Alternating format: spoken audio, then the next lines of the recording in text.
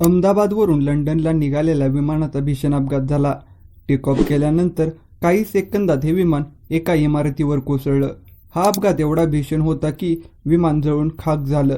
या विमानातून सुमारे 242 लोक प्रवास करत होते. त्यातील 230 हे प्रवासी होते तर 12 क्रू मेंबर्स होते. या अपघातात 241 जणांचा मृत्यू झाला आहे.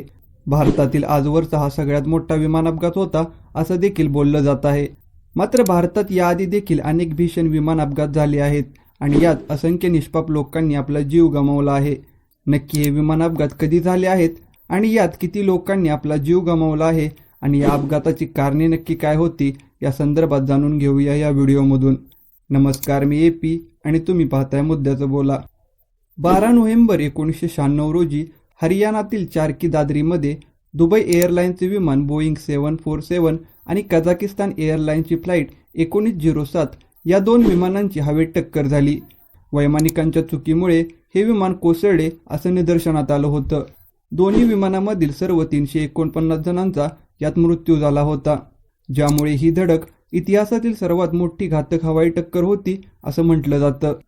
दुसऱ्या क्रमांकावर आहे मुंबई येथे झालेला अपघात. एअर इंडियाचं AI 855 हे विमान मुंबईकडून दुबईकडे निघालं होतं.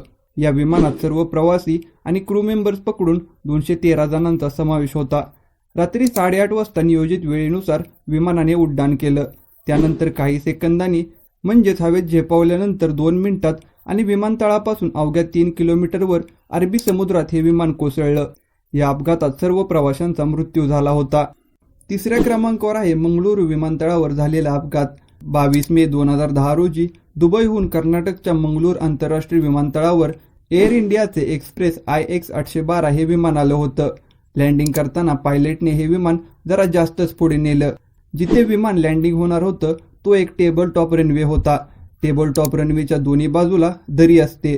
पायलटने विमान जरा जास्त पुढे नेल्यामुळे हे विमान दरीत कोसळलं आणि या अपघातात 158 जणांना जीव गमावा लागला.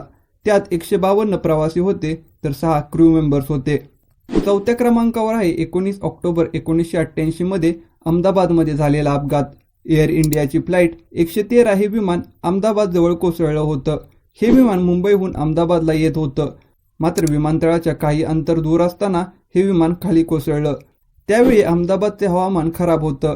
कमी दृष्टिमान परिस्थितीत लँडिंग करण्याच्या प्रयत्नात हा अपघात झाला होता आणि या अपघातात 133 जणांचा मृत्यू झाला होता. 5वा नंबर आहे 12 ऑक्टोबर 1976 रोजी मुंबई येथे झालेला अपघात.